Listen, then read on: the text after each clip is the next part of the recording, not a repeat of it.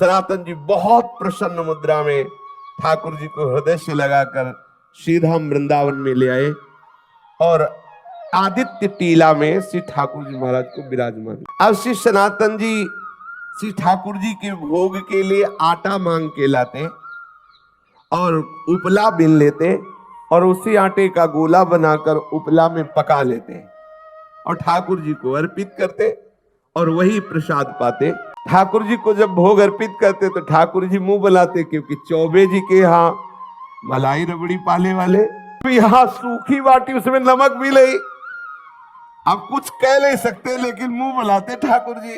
जो ये से बाटी रखते ठाकुर, एक दिन हिम्मत करके ठाकुर जी श्री वृंदावन में श्री सनातन गोस्वामी जी सदैव अपनी रहनी से रहते। एक दिन एक दिव्य लीला उनके सामने स्फुरित हुई। महावन में रहस्यमय दृश्य देखा कि कुछ गोप बालक खेल रहे हैं। एक नवतमाल श्याम बालक श्री सनातन जी की ओर देखकर मुस्कुरा रहा है और मंद मंद मुस्कुराते हुए प्रेम भरी तिरछी चितवन से कटाक्ष कर रहा है। सनातन जी आकृष्ट हो गए। वो रूप माधुरी को हृदय लगाने के लिए दौड़ पड़े। जो सामने एक दिव्य लीला स्फुरित हुई, देखा कि बहुत से गोप सखाओं के साथ श्री लालजू महाराज खेल रहे हैं। बहुत ही सुंदर श्यामंग कांति है। मंद मंद मुस्कुराते हुए तिरछी चितवन से श्री सनातन जी की तरफ देख रहे हैं। विवश होकर भाग पड़े उनको हृदय से लगाने के लिए। जो ही नजदीक पहुंचकर हृदय लगाने की चेष्टा की तो अंतर्धान हो गए। आप भाव विभोर होकर विलाप करने लगे, क्रंदन करने लगे, अश्रुपात करने लगे। इतनी शिथिलता हुई कि थोड़ी देर के लिए नींद सी आई, एक झपकी सी आई तो देखा वही श्यामल गोप बालक जो प्रगट में दिखाई दी थी लीला, वही स्वप्न में देखा। और वो कह रहा है तो मुझसे मिलना चाहते हो? मैं मथुरा में श्री परशुराम जी चतुर्वेदी के घर में रह रहा हूं। अब तुम मुझको अपने साथ ले लो, वहां जाओ और वहां से मुझको अपने साथ ले लो।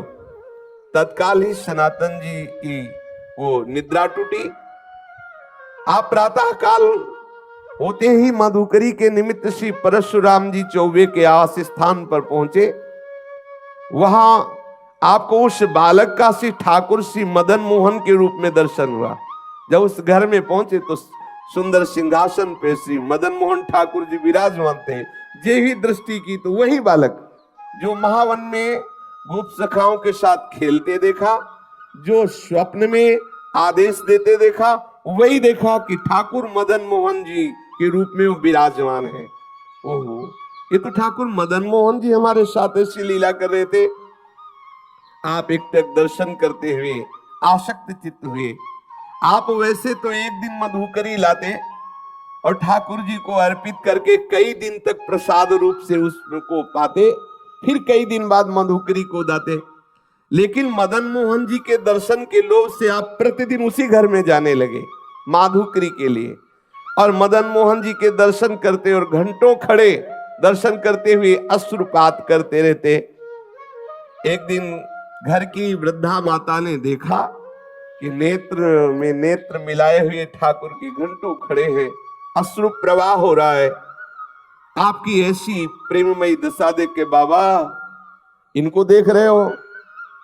बाबा इनको मत देखो, ये सर्वनाश कर देते हैं।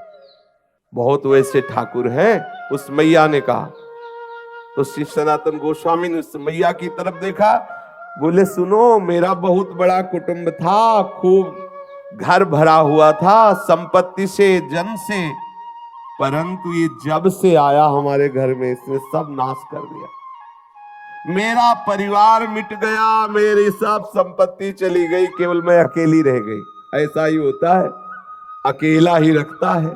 इसीलिए कल की चर्चा में था, पूज्यपाद श्री रूप गोस्वामी जी कहते हैं कि अगर अपने परिवार से मोह ममता हो तो श्री राधा गोविंद देव जी से आंख मत मिलाना।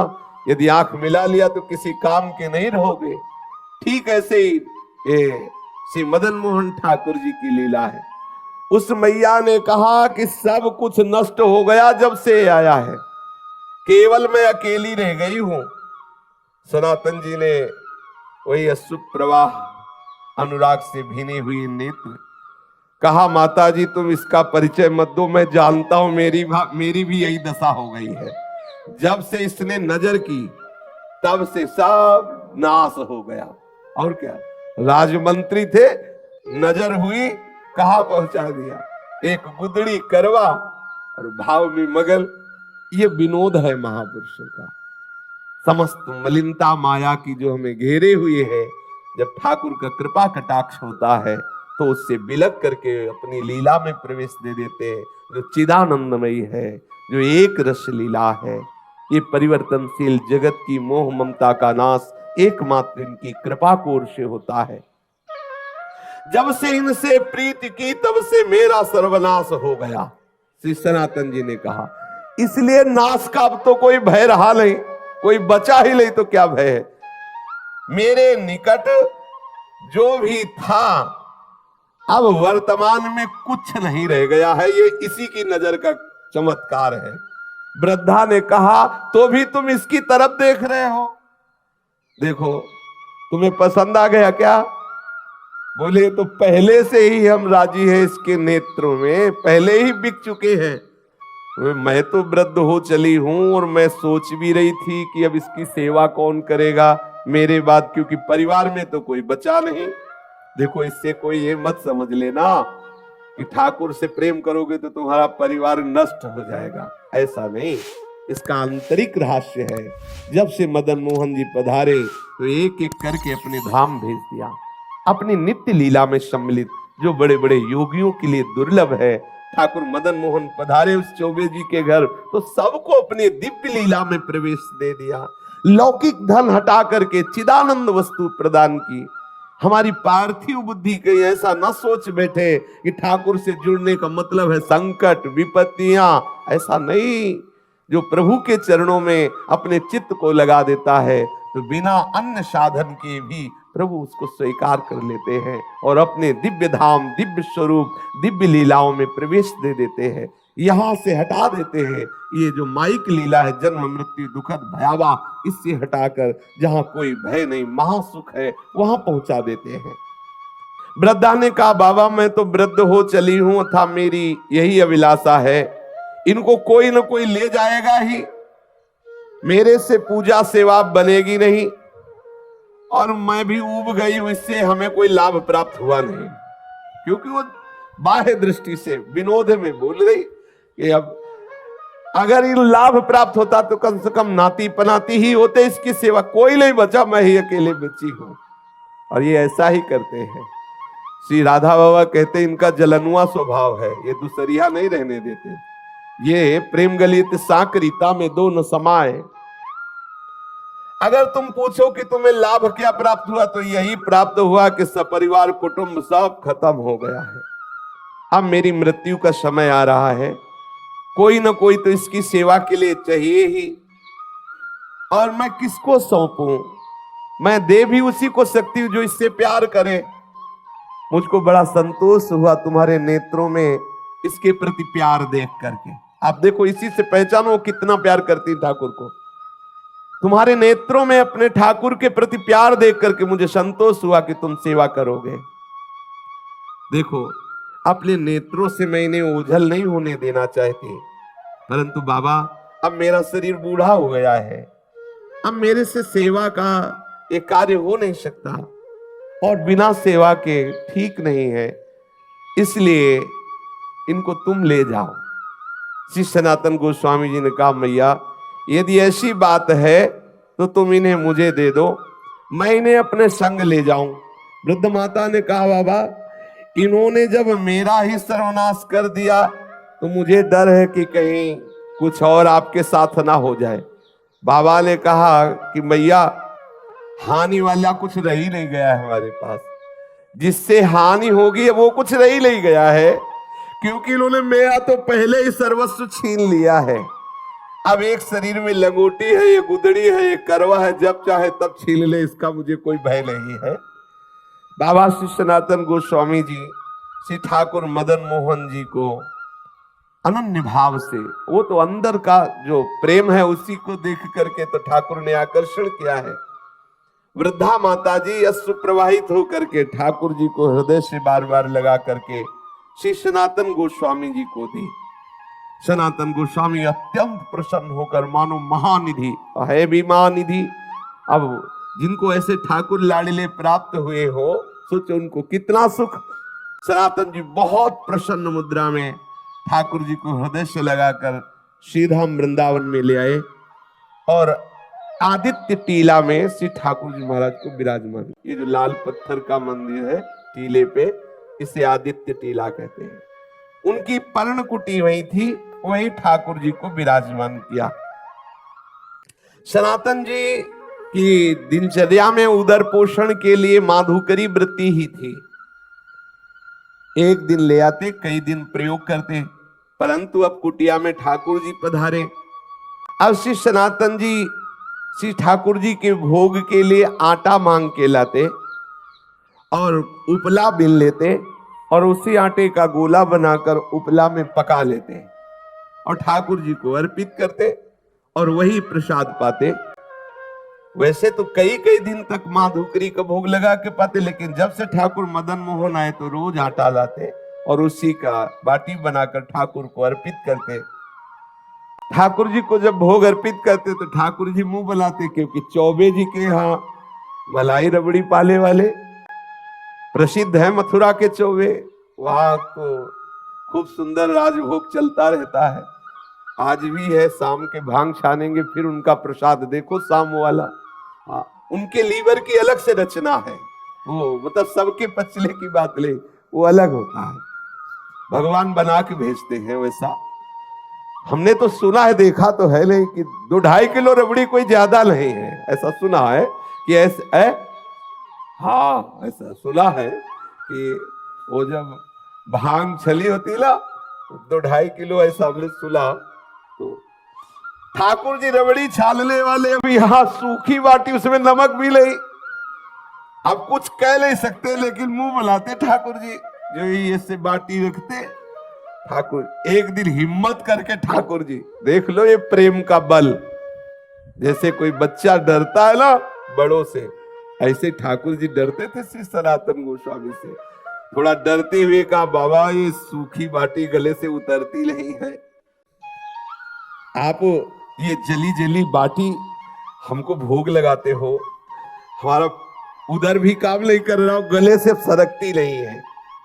अरे इतना नमक तो डाल दिया कर, इतना नमक डाल दिया कर। श्री मदन मोहन जी के मुख से सुनकर के सनातन जी मुस्कुराए और बोले, देखो हमें महाप्रभु ने आदेश किया है कि वृंदावन वैराग्य से रहना। अब मैं समझ गया कि आप मुझे फिर फंसाना चाहते हो, चटोरा स्वभाव है आपका, वैसे ही बाल्यपन से चटोरा स्वभाव। कभी यशोदा मैया के द्वारा दिए हुए माखन से तृप्त नहीं होते थे, जब तक 10-20 घरों से गोपियों के यहाँ जाकर के बाल लीला करके 10-20 घरों से नहीं पाते। तो हमें पहले से पता है आपके चटोरा स्वभाव है, और वैसे भी चौबे जी के यहाँ भोग लगता रहा, लेकिन ये बात समझ लो कि यहाँ ये व्यवस्था नहीं हो पाएगी। आज आप कह रहे हो कि थोड़ा सा नमक मांग के लाना, फिर कहोगे बाबा नमक तो हो गया, अगर थोड़ा घी में डुबो के तो गला सीज जाएगा, फिर कहोगे बाबा थोड़ा मीठा बूरा मिला दो, तो हम इसी चक्कर में कहां तक व्यवस्था करेंगे। कभी तुम घी कहोगे, कभी बूरा कहोगे, तो इसलिए महाराज मैं तो महाप्रभु की आज्ञा के अनुसार ही रहूंगा वैराग्य से। और आप ये जो मांगे रख रहे हो, ये मांग आप अपना चाहो तो पूर्ण कर लो, हमारी तरफ से व्यवस्था होने वाली नहीं है, मैं वैराग्य पूर्ण ही रहूंगा। श्री सनातन गोस्वामी जी से ऐसा ठाकुर जी ने उत्तर सुना, तो उन्होंने कहा तुम फिर मुझे आदेश देते हो कि मैं अपनी व्यवस्था कर लूं। ठाकुर जी ने हाँ बोले, आप व्यवस्था अपनी कर लो, हमें कोई परेशानी नहीं है। ठाकुर जी प्रसन्न हो गए, ठीक है आप वैराग्य से रहो, हम व्यवस्था कर लेते हैं। श्री सनातन गोस्वामी जी ने श्री ठाकुर मदन मोहन जी को कह दिया कि आप अपनी व्यवस्था कर लीजिए। तो उसी समय मुल्तान देशवासी कोई रामदास जी नाम के जो एक कपूर परिवार के विशाल नौका में विविध रत्नों और सैंधव नमक, काबुल के मेवा इत्यादि भरी हुई, वैसे पहले यमुना जी से ही व्यापार आदि के लिए नौका यात्रा के द्वारा आना जाना होता था। तो वो आगरा जा रहे थे, जिसमें मेवा भरी हुई थी, सेंधा नमक भी था और विविध प्रकार के रत्न भी थे। बहुत बड़ी नौका थी, जिसे नरवाहन जी के चरित्र में आता कि 600 सैनिक तो उस जैनी की नौका की व्यवस्था में थे और बहुत सा वो व्यापार की सामग्री लिए। तो मतलब कोई ऐसी नौका नहीं कि 10-5 लोग बैठे हो, ऐसे नहीं, विशाल नौकाएं और उसमें संपत्ति। जब ठाकुर जी से कहा आप अपनी व्यवस्था कर लो, तो यही नीचे ही यमुना जी बहती थी, जहां से आज परिक्रमा मार्ग है।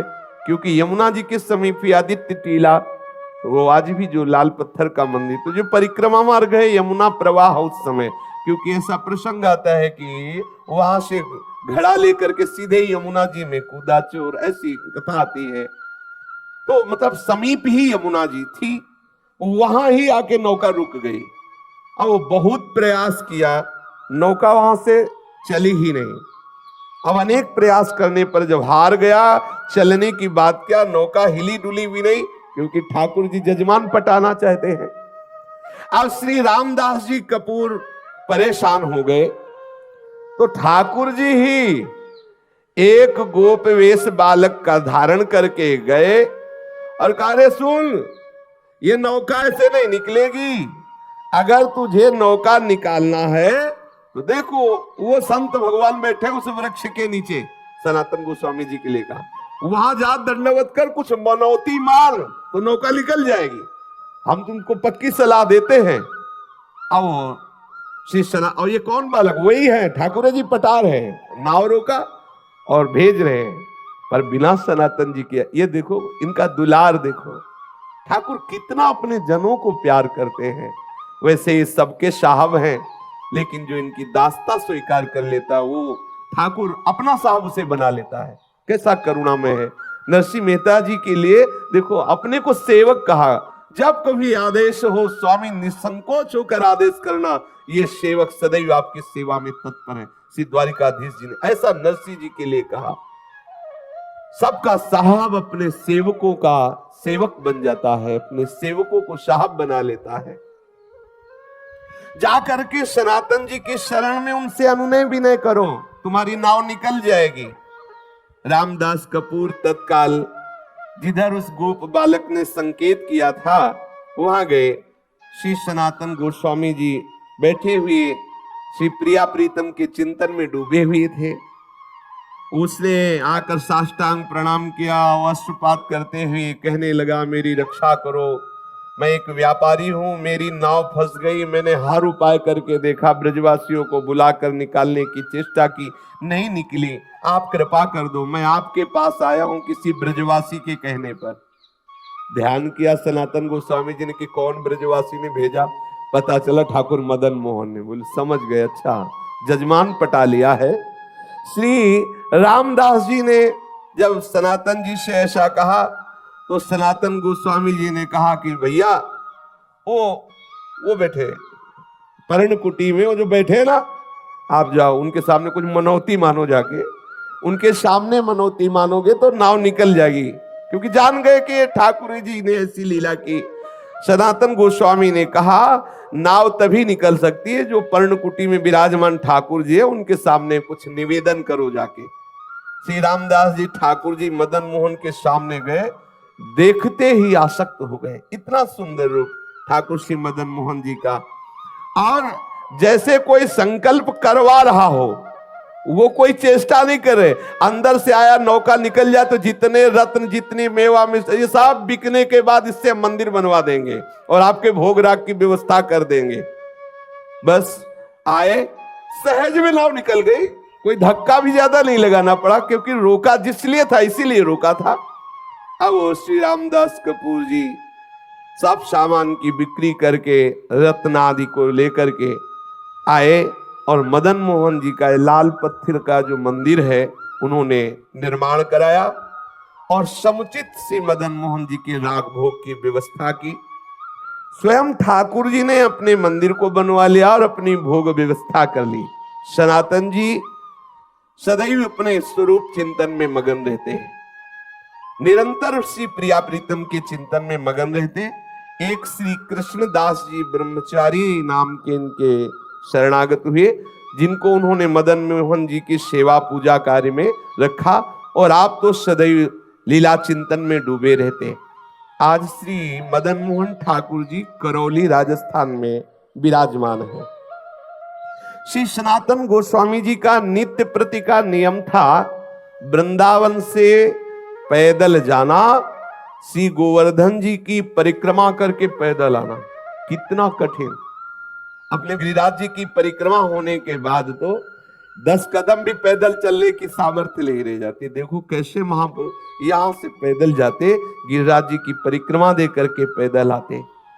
श्री ठाकुर जी ने जब देखा कि इनका शरीर बहुत वृद्ध हो गया है, फिर भी इनका नियम दृढ़ है, तो कहा कि अब आप मत आया करो, आपका शरीर वृद्ध हो गया है।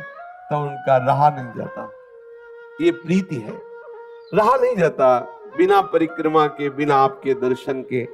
तो श्री ठाकुर जी महाराज स्वयं प्रकट होकर के एक शिला प्रदान की, जिस शिला पर श्री ठाकुर जी का चरण चिन्ह अंकित है, और कहा बाबा तुम इस शिला की परिक्रमा कर लिया करो, इसकी परिक्रमा से तुम्हें संपूर्ण गिरिराज गोवर्धन की परिक्रमा का नियम पूर्ण हो जाएगा, वैसे ही आपको आनंद प्राप्त होगा। वो पावन शिला वर्तमान में श्री वृंदावन में श्री राधा दामोदर जी के मंदिर में विद्यमान है। सब लोग प्राय दर्शन करते हैं। प्रतिदिन आदित्य टीला से श्री सनातन गोस्वामी श्री गोपेश्वर महादेव जी के भी दर्शन करने जाते थे। तो महादेव जी ने देखा कि जब बहुत एकदम वृद्ध हो गए हैं, तब उनसे कहा कि तुम यहां रोज गोपेश्वर मत आया करो। बोले आपके दर्शन का नियम है, तो मैं मध्य में ही प्रकट हो जाता हूं। तो जो बनखंडी महादेव जी हैं, उस रूप में श्री गोपेश्वर महादेव जी प्रकट हो गए और पूज्य श्री सनातन गोस्वामी जी उनके रोज दर्शन करते। बड़े ही अकिंचन। गौड़ देश में वर्धमान जिला के एक गरीब ब्राह्मण अपनी गरीबी से बहुत दुखित होकर धन प्राप्ति के लिए आशुतोष भूत भावन भगवान शंकर की आराधना की। भगवान शंकर जी प्रसन्न हुए और स्वप्न में आदेश किया कि जाओ श्री वृंदावन धाम में श्री सनातन गोस्वामी जी नाम के एक महापुरुष निवास करते हैं, उनके पास पारस मणि है और श्री सनातन जी तुम्हें वो पारस मणि दे देंगे। ब्राह्मण देव को ऐसा भगवान महादेव जी ने आशीर्वाद दिया, जाओ। ब्राह्मण देव बड़े आनंद में मगन होकर श्री वृंदावन धाम आए और यहां पता लगाया संतों से, पता चला श्री गोस्वामी श्री सनातन जी का। वो वहां गए, श्री गोस्वामी जी को देखा, श्री सनातन जी को, एक गुदड़ी, एक करवा और शरीर पे कौपीन। उनके मन में निराशा हुई कि जो खुद ऐसी गरीबी से रह रहे हैं, वो हमें पारसमणि क्या देंगे। भगवान शंकर के वचन तो झूठे नहीं हो सकते, और उन्होंने इन्हीं के लिए कहा है कि इनके पास जाओ तो तुम्हें धन बनाने वाली पारसमणि मिल जाएगी। अगर इनके पास पारसमणि होती तो ये ऐसे कैसे, फटी पुरानी गुदड़ी, रज का करवा, एक लंगोटी लगी हुई। प्रणाम किया, बाबा मैं आपके पास आया हूं। सनातन जी ने कहा किस हेतु से आए हो।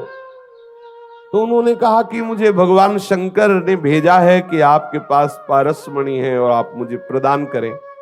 सनातन जी ने कहा हाँ, मैंने कभी उसे छुआ तो है नहीं, पास तो है नहीं। यमुना स्नान करने जा रहा था तो एक दिन पैर से टकरा गई थी, तो वहीं उसे रेती से ढक दिया और पुनः यमुना स्नान किया, जिससे किसी दिन स्नान करके वापस आते समय दोबारा हमारे स्पर्श न हो जाए, नहीं तो मुझे पुनः स्नान करना पड़ेगा। श्री ठाकुर जी की सेवा पूजा में विलंब हो जाएगा। ब्राह्मण देव को लगा इतनी अशुद्ध होती पारसमणि कि स्नान करना पड़ता है। ब्राह्मण देवता ने कहा अच्छा आप मुझे बता दे चल के कि वो पारसमणि कहाँ है, दूर से बता दीजिए। ब्राह्मण देव को श्री सनातन गोस्वामी ले गए और बोले इसी जगह कहीं थी, आप बालू हटाइए।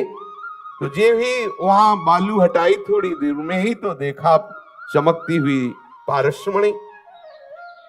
ब्राह्मण को लगा मैं परीक्षा करके देखूं कि कोई चमकदार पत्थर है या पारसमणि है। तो एक लोहे की कील में स्पर्श किया, तत्काल वो स्वर्ण की हो गई। बड़ा मन प्रसन्न हुआ कि भगवान शंकर का वरदान साक्षात्कार हुआ। परंतु द्वितीय उसके विचार तत्काल आया, एक मन में तो प्रसन्नता हुई, तत्काल द्वितीय विचार आया कि ये कैसे संत है, इतनी कीमती वस्तु को इतनी दूर किए हुए, जिसके लिए मैं आनंदित हुआ उसके लिए इनके हृदय में ऐसी उपेक्षा। सनातन जी इस अमूल्य पारसमणि का त्याग क्यों किए हुए थे, और इतना त्याग कि शरीर से स्पर्श हो जाए तो यमुना स्नान करना पड़ेगा। मुझे लगता है कि इनको पता नहीं कि ये पारसमणि क्या होती है। ना अगर ये ऐसा जानते होते तो इसको ऐसे क्यों रेत में फेंके होते, और इसमें क्या दोष है जो इन्होंने स्नान करने की बात सोची। ब्राह्मण देव अपने मन की असमंजता में विचार किया कि इन्हीं से पूछे, तो पुनः लौट करके श्री सनातन जी को प्रणाम किया और कहा महाराज मेरे हृदय में एक प्रश्न है कि इतनी कीमती मणि आप अपने समीप क्यों नहीं रखा, और इसके स्पर्श करने पर स्नान करना क्या पवित्रता इसमें है। ब्राह्मण को इस तरह बोलते हुए देख करके श्री सनातन गोस्वामी ने कहा कि बहुत दुर्गुण है इस पारसमणि में, न जाने कितनी मलिनताएं छुपी हुई है। क्योंकि जब धन बढ़ेगा, अहंकार बढ़ेगा, दोष बढ़ेंगे, भगवत चिंतन छूटेगा, बहुत प्रकार के दोष हैं। इसलिए इसका कहीं रजोगुण प्रभाव कहीं किसी भी तरह से हमारे भजन में विक्षेप न डाले, इसलिए इसको दूर रखते हैं। और ये हमारे लिए मणि पत्थर से बढ़कर कुछ नहीं है, क्योंकि हमारे पास जो मणि है उस मणि के सामने है ही क्या। तो तत्काल ब्राह्मण बोला महाराज आपके पास कौन सी मणि है। बोले इंद्रनील मणि श्याम मनोहर, श्री लाल बिहारी श्याम सुंदर रूपी मणि हमारे पास है, ये क्या। उसने तत्काल श्री सनातन गोस्वामी के चरणों में प्रणाम किया, महाराज फिर आप ऐसी अपवित्र मणि हमें क्यों देंगे, अब आप कृपा करो वही मणि दो जो आपके पास है। तब उन्होंने कहा कि इसे फेंको यमुना जी में और यमुना स्नान करके आओ, तुम अधिकारी हो, क्योंकि भगवान आशुतोष शिव की कृपा तुम्हारे ऊपर हुई।